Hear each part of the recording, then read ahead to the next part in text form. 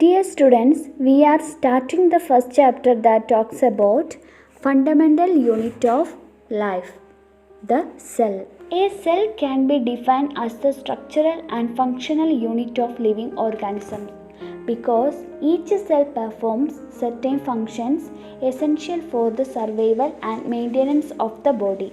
In 1665, Robert Hooke, an English natural philosopher, observed the cell for the first time and introduced the term cell. He took a thin slice of dried cork and observed it under a primitive microscope. He observed some hollow spaces and named them cells. The word cell is derived from the Latin word cellula, meaning a small room. The organisms are classified into two based on their cell structure and functions. There are unicellular and multicellular organisms. Organisms that only have a single cell is called unicellular organisms. Amoeba, bacteria, paramecium, etc. are the examples of unicellular organisms. Organisms consisting of many cells are called multicellular organisms. Plants and animals are the examples of multicellular organisms. Dear children, now we want to study about detailed structure of a cell. You have learned that all the body functions of an organism are performed by its cell. You must be wondering, what may be inside a tiny cell which can carry out such important functions? In early classes you have studied that human body has different organs for performing different functions.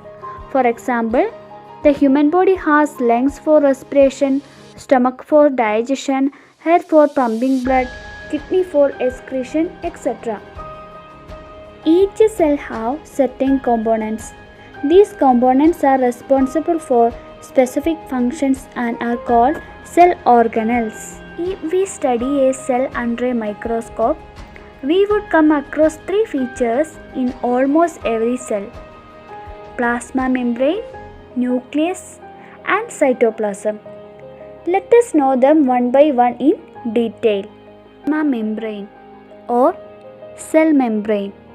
Each cell, whether a plant cell or an animal cell, is covered by a thin membrane called plasma or cell membrane.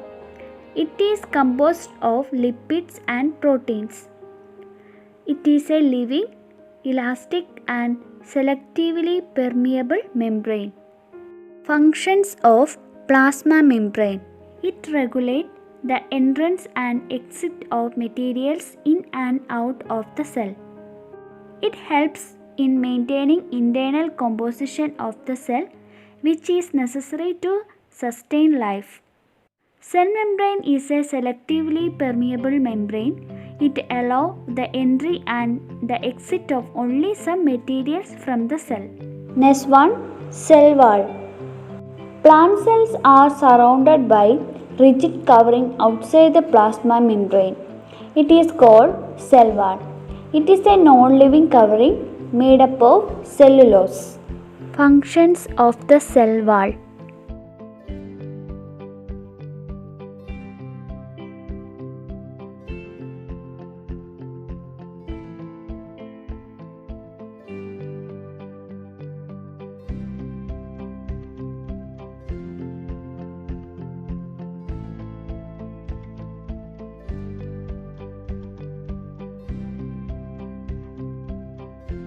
Nucleus.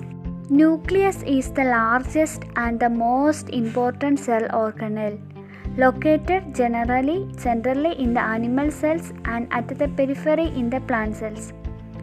It is visible as a dark spot in the slide preparations. Nucleus controls all the metabolic and genetic activities of the cell. It consists of the following parts. Nucleus is surrounded by a double-layered covering called nuclear membrane or nuclear envelope. It acts as a separate the cytoplasm of a cell from the nuclear contents. It contains small pores called nucleopore which allow the transfer of selective materials. Nucleus is filled with a transparent granular liquid matrix called nucleoplasm. It is a small spherical body present at one side of the nucleus is called nucleolus. Nucleolus is rich in proteins and RNA. The thin thread-like filament present in the nucleoplasm is called chromatin materials. It contains all the information required for metabolism, growth, reproduction and heredity characters of an organism. The next section we can continue our next class. Thank you.